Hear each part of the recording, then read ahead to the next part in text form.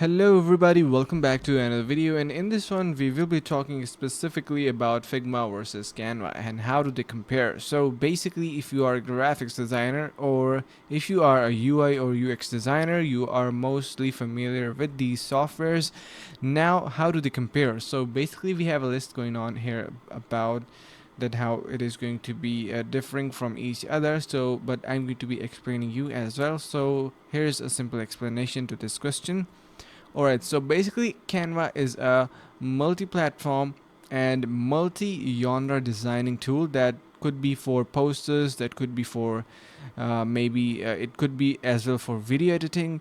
Sometimes it could be used for logo designing, and each and every type of graphics that you could possibly imagine could be designed or have already a template available in Canva.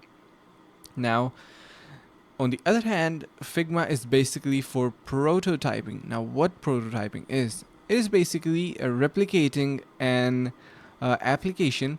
So let's say you designed an application for an food ordering app, and you just want to see how it looks. So you can design it in Figma and add buttons, and that buttons will work as well. So you click a button, it will be moving to the next screen, maybe just popping up some animation and stuff like that. That could be possible in Figma, that is not possible in Canva. So this is the major difference between both of them, and the Figma is mostly used for application designing. The user interface designing could be web app or mobile app, and you can design them on Canva as well, but we have a lot more support in Figma because it is dedicated to design your apps. So yeah, this was the major difference, and that's how you can compare both of them. So I hope this helps, and make sure to comment down below what you learned from this video and anything that you suggest. So thank you so much for watching, and make sure to subscribe, and see you in the next video.